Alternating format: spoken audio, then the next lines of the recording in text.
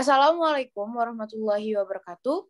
Perkenalkan, kami dari kelompok 10 Telaah Kurikulum IPA. Di sini kami akan mempresentasikan hasil analisis materi KD 3.11 dan 4.11 mengenai getaran, gelombang, dan bunyi pada kelas 8 SMP. Kelompok kami terdiri dari Dede Yusnandar, Dwi Novitasari, Nur Lailiah, dan Sekar Sonata Syadatina.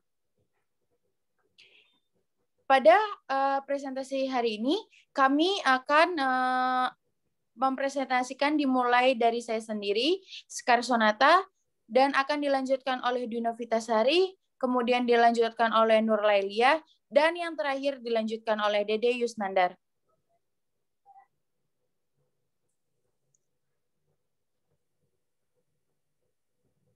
Selanjutnya.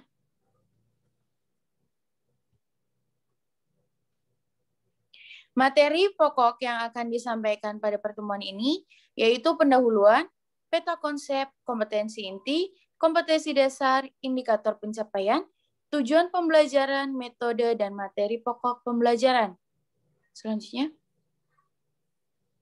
Pendahuluan, pencapaian pembelajaran yang diharapkan setelah mempelajari bahan ajar, materi getaran, gelombang, dan bunyi, siswa diharapkan mampu menjelaskan pengertian gelombang, menjelaskan karakteristik gelombang transversal, menjelaskan karakteristik gelombang longitudinal, membedakan gelombang transversal dan longitudinal, menjelaskan hubungan antara panjang gelombang, frekuensi, cepat lambat, dan panjang gelombang. Menghitung panjang gelombang dan kecepatan gelombang, menyelidiki peristiwa gelombang melalui percobaan sederhana menggunakan tali dan selingki. Selanjutnya. Nah, pada materi getaran, gelombang, dan bunyi, terdapat peta konsep yang dapat dilihat dari gambar berikut. Selanjutnya. Kompetensi dari materi kali ini yaitu KI 1 menghayati dan mengamalkan ajaran agama yang dianutnya. KI 2 menghargai dan menghayati perilaku jujur, disiplin, tanggung jawab, peduli, yaitu toleransi dan gotong royong. Santun, percaya diri dalam berinteraksi secara efektif dengan lingkungan sosial dan alam dalam jangkauan pergaulan dan keberadaannya. KI 3 memahami pengetahuan, faktualisasi, konseptual, dan prosedural. Berdasarkan rasa ingin tahunya tentang ilmu pengetahuan, teknologi, seni budaya terkait fenomena dan kejadian tampak nyata. Tampak mata.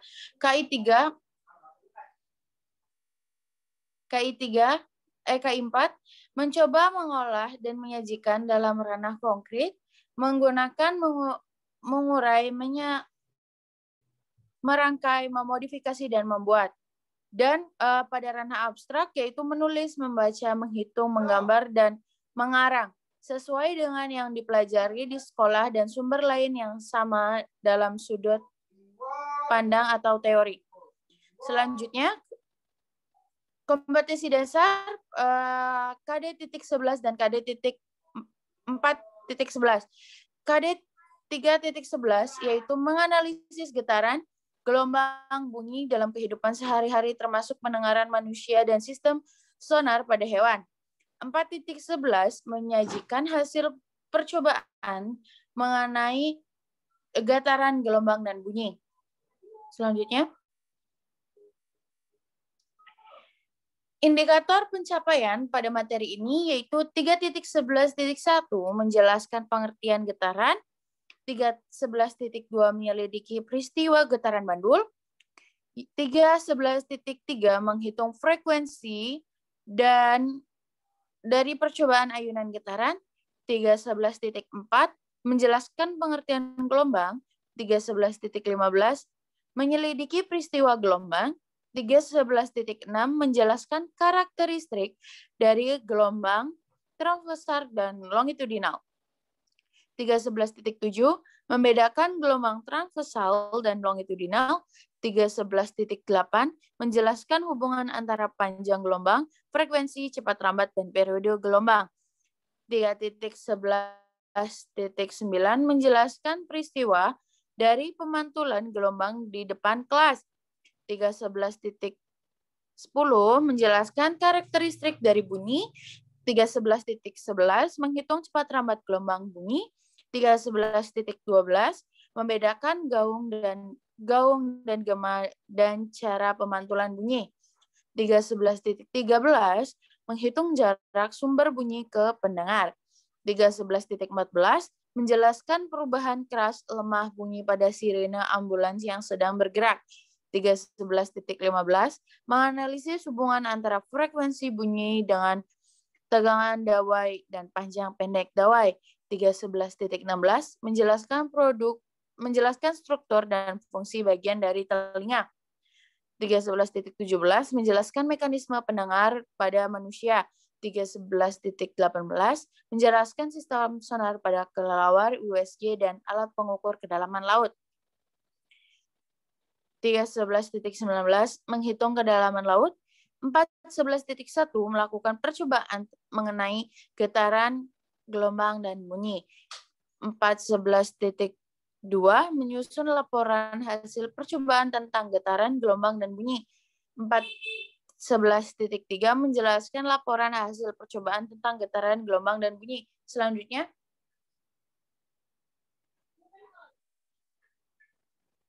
tujuan dari pembelajaran kali ini, yang pertama, menjelaskan pengertian getaran melalui praktikum dengan benar, menghitung periode bandul setelah praktikum dengan teliti, menghitung frekuensi dan periode ayunan getaran setelah praktikum dengan teliti, menjelaskan pengertian gelombang melalui praktikum dengan benar, menjelaskan karakteristik gelombang transversal dan longitudinal melalui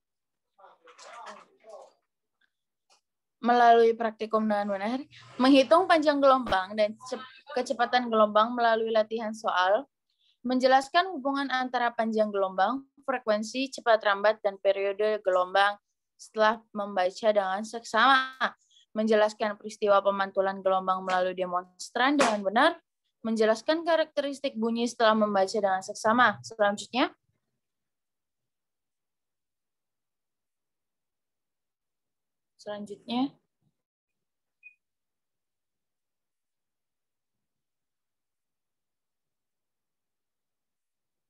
sebelumnya.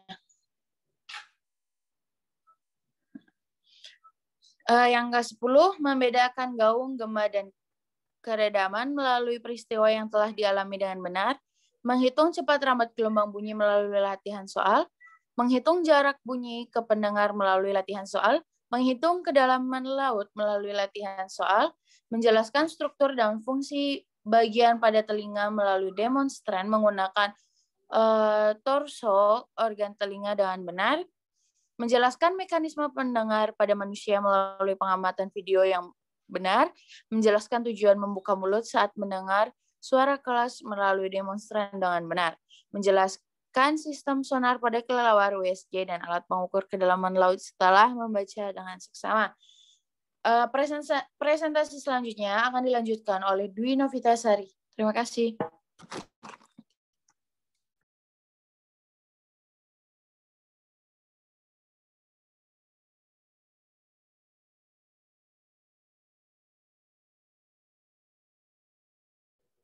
Belum ada suaranya, Wi. Diaktifin dulu. Iya. Oke, baik. Selanjutnya yaitu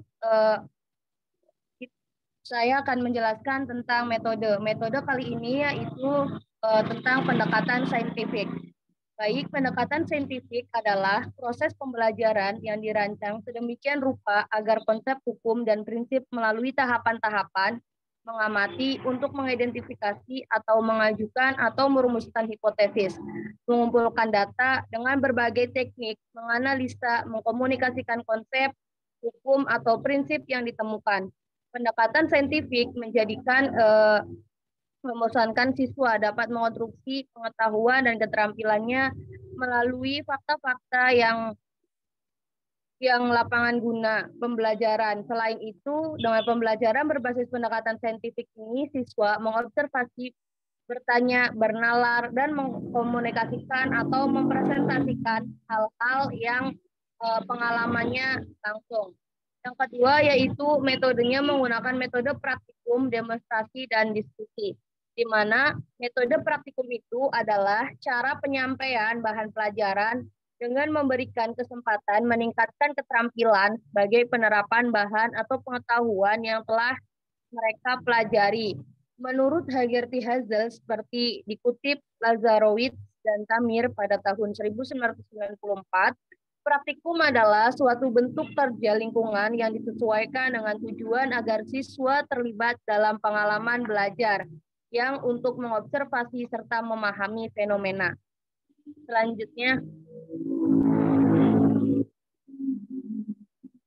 Selanjutnya yaitu metode demonstrasi, di mana menurut Syah tahun 2000 adalah metode mengajar dengan cara memperagakan barang kejadian, aturan, dan urutan melakukan kegiatan, baik secara langsung maupun melalui penggunaan media pengajaran yang relevan dengan pokok bahasan atau materi yang sedang disajikan. Dan metode diskusi merupakan metode pembelajaran melalui pemberian masalah kepada siswa dan siswa diminta membacakan masalah secara kelompok. Metode ini dapat mendorong siswa untuk mampu mengemukakan pendapat secara konstruktif serta membiasakan siswa untuk bersikap toleran pada pendapat orang lain. Kegiatan diskusi ini dapat dilaksanakan dalam kelompok kecil, yaitu kelompok kecil biasanya terdapat 3-7 peserta, sedangkan kelompok sedang terdapat 8-12 peserta, dan kelompok besar terdapat 13-40 peserta ataupun diskusi kelas. Selanjutnya yaitu discovery learning, merupakan pembelajaran berdasarkan penemuan inquiry based, konstruktivitas, dan teori bagaimana belajar. Model pembelajaran yang diberikan kepada siswa memiliki skenario pembelajaran untuk memecahkan masalah yang nyata dan mendorong mereka untuk memecahkan masalah mereka sendiri. Dalam memecahkan masalah mereka, karena ini bersifat konstruktivis, para siswa menggunakan pengalaman mereka terdahulu dan memecahkan masalah. Kegiatan mereka lakukan dengan berinteraksi untuk menggali dan mempertanyakan selama bereksperimen dengan teknik trial and error. Adapun langkah-langkah kerja model pembelajaran discovery learning ini, yaitu yang pertama pembelajaran rangsangan atau simulation. Yang kedua yaitu pernyataan atau identifikasi masalah atau problem statement. Yang ketiga yaitu pengumpulan data, yang keempat yaitu pengolahan data, yang kelima adalah pembuktian, dan yang keenam yaitu menarik kesimpulan atau generalisasi.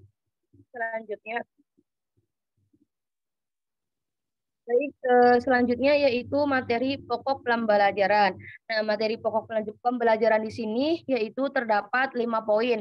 Yang pertama yaitu membahas tentang getaran, yang kedua yaitu membahas tentang gelombang, yang ketiga membahas tentang bunyi, dan yang keempat membahas sistem pendengaran pada manusia dan sistem sonar hewan. Yang kelima yaitu membahas tentang aplikasi getaran gelombang. Selanjutnya yaitu membahas tentang getaran. Getaran adalah gerak bolak-balik benda secara teratur melalui titik keseimbangan. Salah satu ciri getaran adalah adanya amplitudo, simpang terbesar suatu getaran. Perhatikan kursi ayunan yang diduduki seorang anak pada gambar di samping. Pada saat kursi ayunan tersebut belum disampingkan, pada posisi kursi adalah di titik 0, maka titik 0 ini disebut titik keseimbangan. Apabila kursi itu kamu tarik hingga posisi A, lalu kamu lepas, maka kursi tersebut akan bergerak bolak-balik melalui titik A, O, B, O, dan AO. Dan seterusnya. Kursi ayunan tersebut dikatakan bergetar. Dengan gerak ayunan ini adalah contoh getaran. Amplito adalah jarak terjauh dari titik keseimbangan atau disebut juga simpang terbesar. Yang kedua yaitu periode atau dilambangkan dengan T besar. Getaran adalah waktu yang dilakukan untuk melakukan satu kali getaran. Adapun rumus dari getaran itu sendiri yaitu T besar sama dengan T per N kecil. T besar yaitu menunjukkan periode, T kecil yaitu menunjukkan waktu, dan N kecil adalah banyaknya getaran. Selanjutnya yaitu frekuensi getaran. Frekuensi getaran dilambangkan dengan P, adalah banyaknya getaran yang dilakukan benda dalam waktu 1 sekon. Satuan frekuensi dalam SI adalah banyak getaran atau sekon atau hertz. Hubungan periode dengan frekuensi dinyatakan sebagai berikut. Rumusnya yaitu T besar sama dengan 1 per V, dan V sama dengan 1 per T, di mana T besar itu merupakan periode dan V kecil merupakan frekuensi. Di mana contoh getaran dalam kehidupan sehari-hari antara lain yaitu yang pertama benang senar pada gitar yang kita petik, yang kedua mainan ayunan yang sedang dimainkan anak-anak, yang ketiga benda yang memiliki pegas dan diberikan beban pada pegasnya, yang keempat gantungan atau bandul pada jam dinding ketika bergoyang. Selanjutnya yaitu contoh soal di mana waktu yang diperlukan untuk bergetar dari A sampai B, C sampai B, dan A adalah 2 sekon dengan jarak A sampai C sama dengan 6 cm. Berikut adalah gambarnya, di mana frekuensi dan amplitude getaran bandul tersebut adalah, yaitu jawabannya D.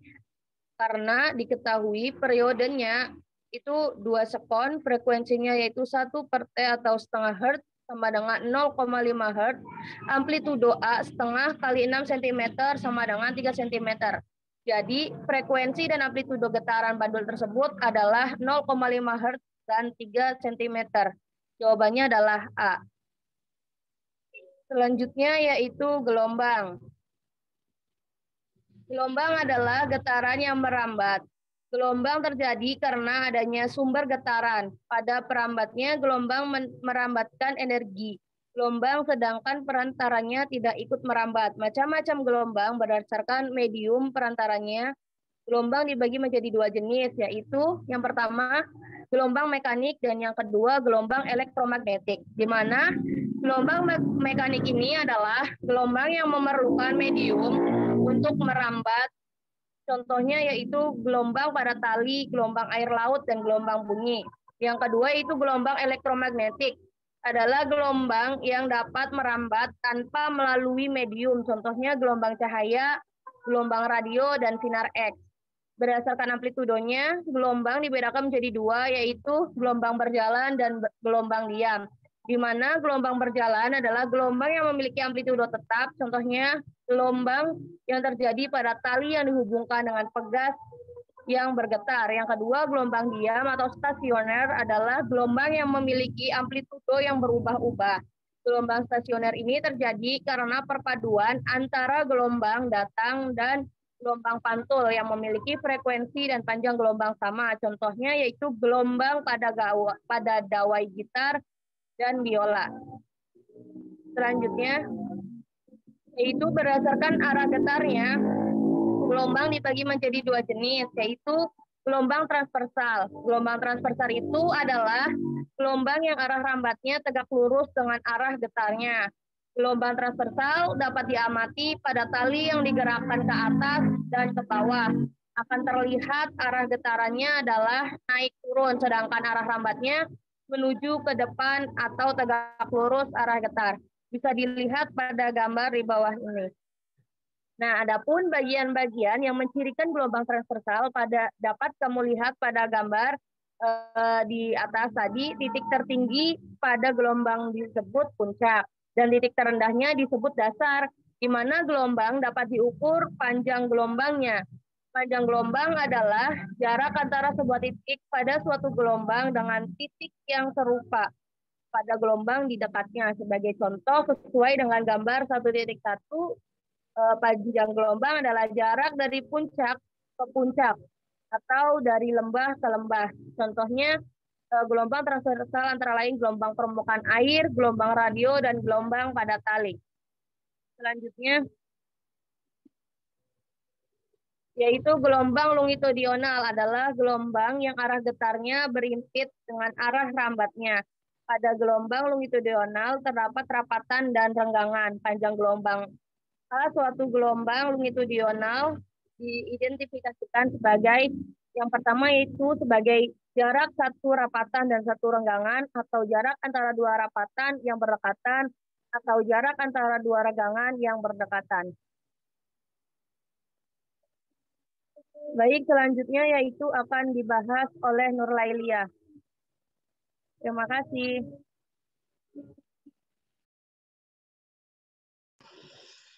Baik, selanjutnya yaitu tentang periode, frekuensi, dan cepat rambat gelombang.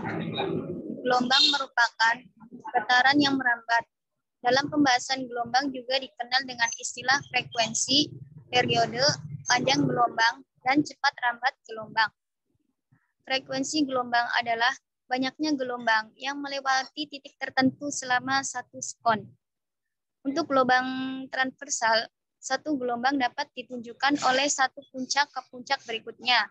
Seperti halnya pada getaran, frekuensi dilambangkan dengan F dan dalam satuan internasional diukur dalam satuan Hertz dengan disingkat Hz.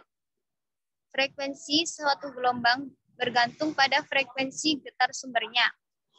Gelombang yang berbeda bergerak dengan cepat rambat yang berbeda pula.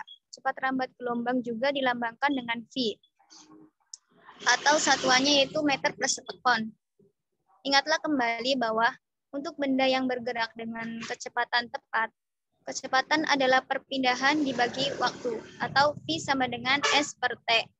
Jika gelombang itu menempuh jarak satu panjang gelombang, maka waktu tempuhnya adalah periode gelombang, sehingga rumus di atas dapat ditulis dengan V lambda per T. Lanjut. Nah, karena T sama dengan 1 per F. Dengan mengganti T, rumus kecepatan itu cepat rambat gelombang dapat dirumuskan sebagai berikut. V sama dengan F dikali lambda. Lanjut. Kemudian tentang pemantulan gelombang. Gelombang memiliki sifat atau karakteristik tertentu. Antara lain dapat dibiaskan, dapat diterpolarisasi, dapat mengalami interferensi, dapat mengalami difraksi, dan dapat mengalami pemantulan. Contoh pemantulan gelombang dan pemanfaatannya itu sebagai berikut. Yang pertama, gelombang air laut dipantulkan oleh pantai sehingga ada gelombang air laut yang menuju ke tengah laut. Gelombang bunyi dipantulkan oleh dinding atau tebing sehingga terjadi gema. Pemantulan gelombang bunyi oleh dasar laut dapat dimanfaatkan untuk menentukan kedalaman laut dengan menggunakan sistem sonar. Yang terakhir yaitu pemantulan gelombang elektromagnetik. Suatu benda dapat dimanfaatkan untuk mendeteksi benda tersebut dengan menggunakan sistem radar. Contoh soal. Gelombang pada permukaan air merambat dengan panjang gelombang 2 meter. Jika waktu yang dibutuhkan untuk menempuh satu gelombang adalah 0,5 sekon. Tentukan cepat rambat gelombang dan frekuensi gelombang. Diketahui yaitu perambatan gelombang pada air lambda sama dengan 2 meter, T sama dengan 0,5 sekon. Ditanya cepat rambat gelombang atau V dan frekuensi. Jawab V sama dengan lambda per T, 2 meter dibagi 0,5 sekon, sama dengan 4 meter per sekon. Jadi cepat rambat gelombang air adalah 4 meter per sekon. Yang kedua yaitu frekuensi. F sama dengan 1 per T, 1 dibagi 0,5, sama dengan 2 Hz. Frekuensi gelombang airnya itu 2 Hz. Selanjutnya yaitu tentang bunyi. Bunyi adalah salah satu jenis gelombang dalam fisika, yaitu gelombang longitudinal, yang biasa dirasakan oleh indera pendengaran. Bunyi juga mempunyai cepat rambat yang terbatas, yang memerlukan waktu untuk dapat berpindah dari satu tempat lain. Cepat rambat bunyi juga sebenarnya tidak terlalu besar. Cepat rambat bunyi jauh lebih kecil dibandingkan dengan cepat rambatannya suatu cahaya. Bahkan sekarang orang sudah mampu untuk membuat pesawat yang bisa terbang beberapa kali daripada cepat rambat bunyi. Rumus bunyi itu Pi sama dengan S per T. Pi sama dengan lambda per T atau Pi sama dengan lambda dikali M. Lanjut. Kemudian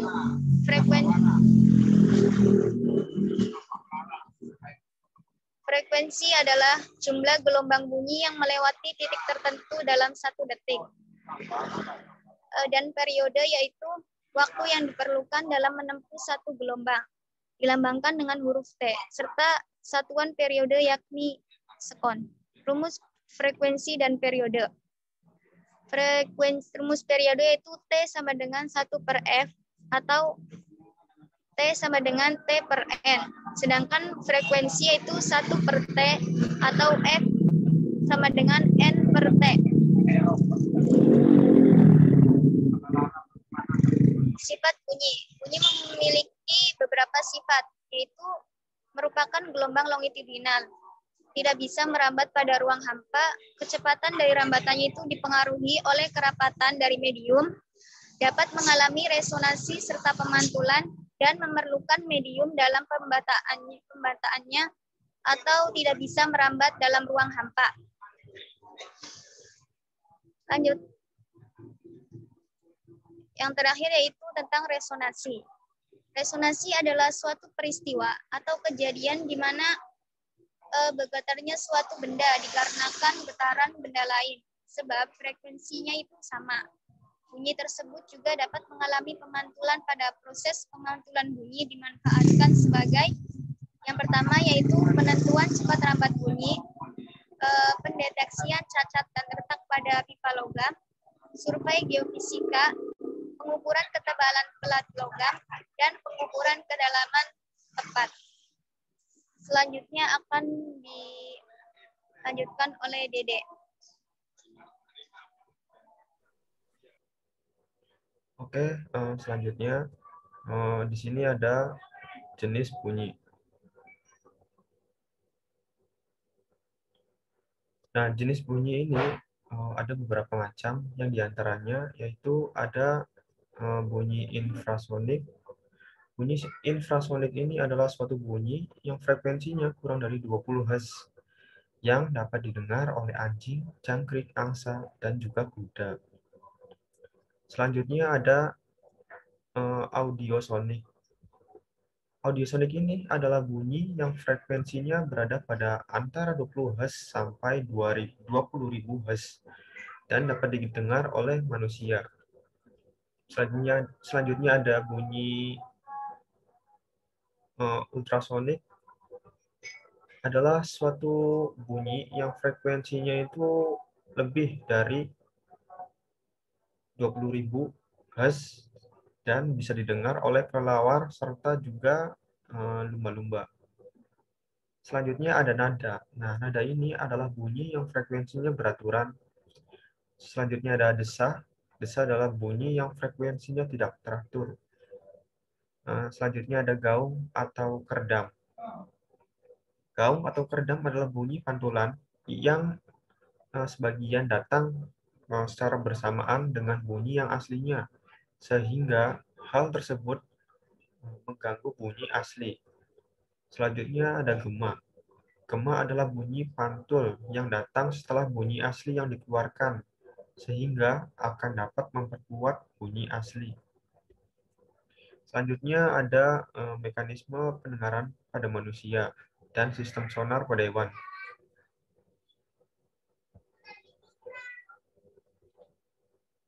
Yang pertama itu ada mekanisme pendengaran manusia.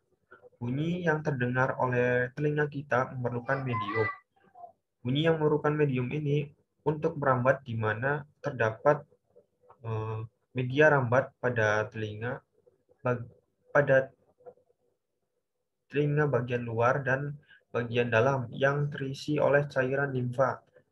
Tahap pendengaran diawali dari lubang telinga yang menerima gelombang dari sumber suara Selanjutnya, gelombang suara yang masuk ke dalam lubang telinga akan mengantarkan gendang telinga yang disebut dengan membran timpani. Selanjutnya, getaran membran timpani ini akan ditransmisikan oleh telinga tengah melalui 3 tulang kecil yang terdiri dari tulang martil, landasan, dan sanggurdi. Selanjutnya, telinga tengah melayani ke faring oleh tabung eustachius. Nah, getaran dari tulang sanggurdi ditransmisikan ke telinga melalui membran jendela oval ke koklea. Nah, koklea ini merupakan tabung yang bergulung seperti rumah siput. Koklea berisi cairan limfa. Getaran dari jendela oval ditransmisikan ke dalam cairan limfa dalam ruang koklea. Di bagian dalam ruang koklea terdapat organ korti. Organ korti berisi cairan sel rambut yang sangat peka. Selanjutnya ada reseptor. Reseptor getaran sebenarnya. Sel-sel rambut ini akan bergerak ketika ada getaran di dalam koklea sehingga menstimulasi getaran yang diteruskan oleh saraf auditori ke otak.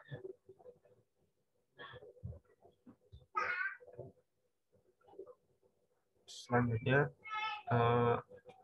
ada pendengaran pada hewan.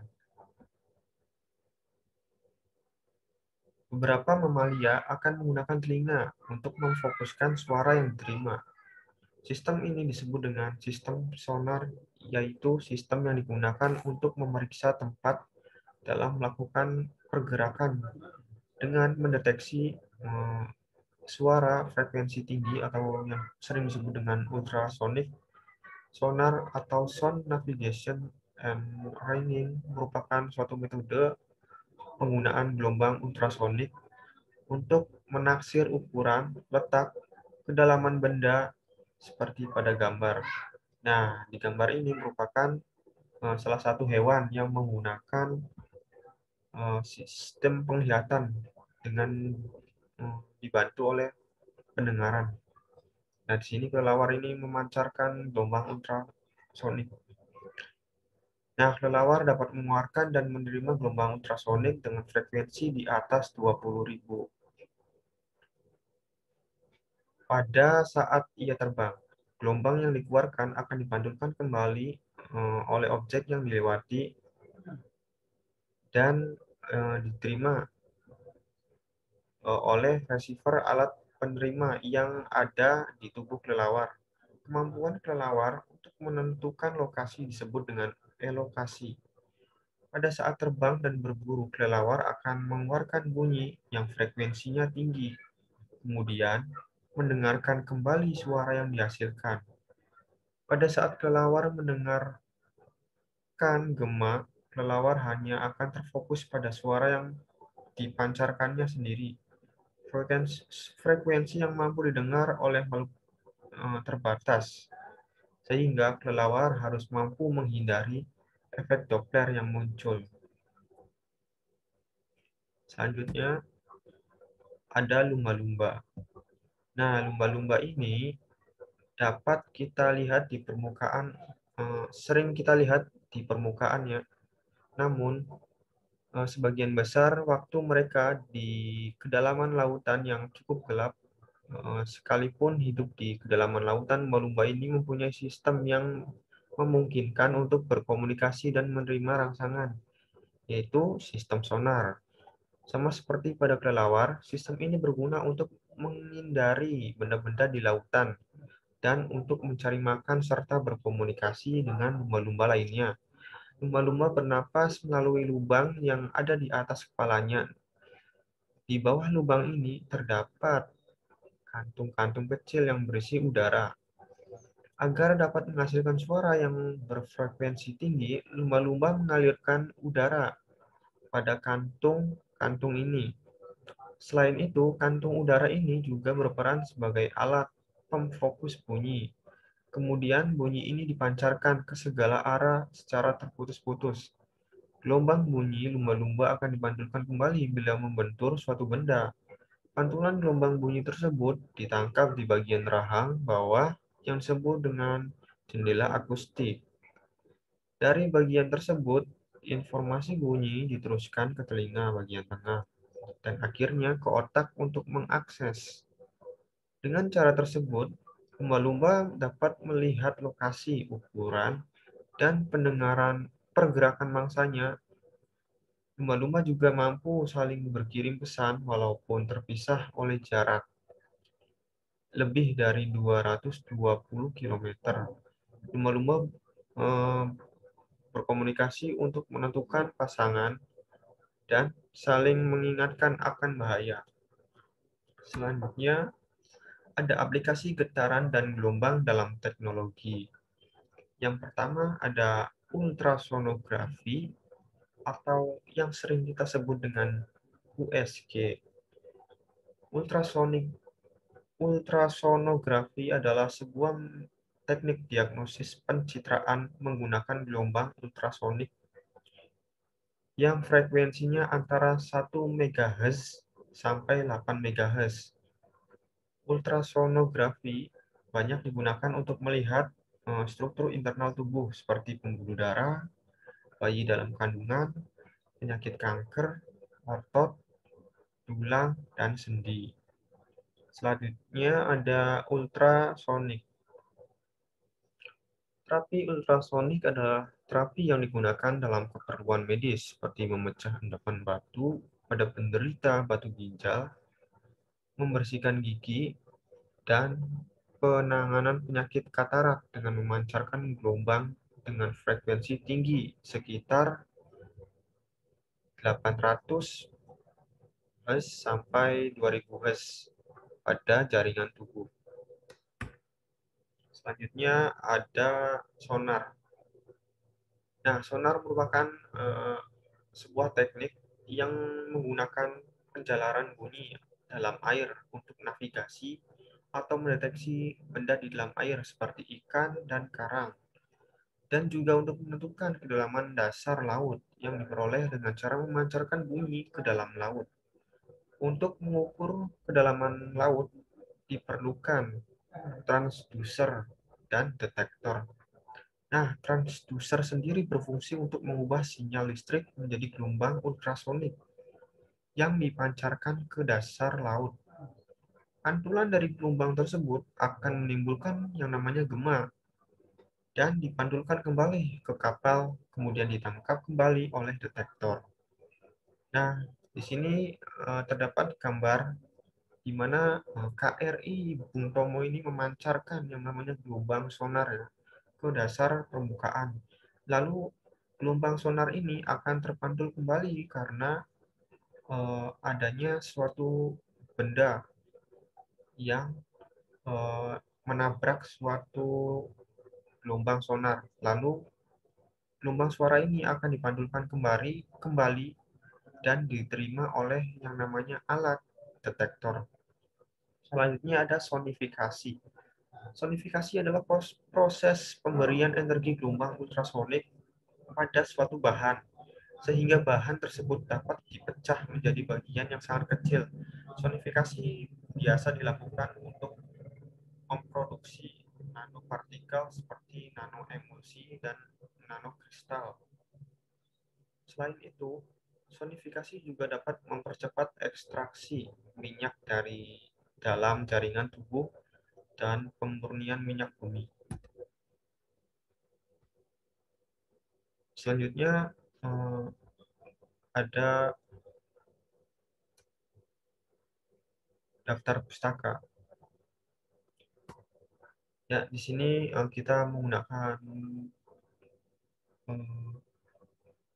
sumber dari Kementerian Pendidikan dan Kebudayaan tahun 2016, di mana dari buku siswa Ilmu Pengetahuan Alam SMP kelas 8. Ya, mungkin sekian dari kelompok kami, kurang dan lebihnya mohon maaf. Wabillahi taufiq wal hidayah. Wassalamualaikum warahmatullahi wabarakatuh. Ya, kami kembalikan kepada moderator. Terima kasih.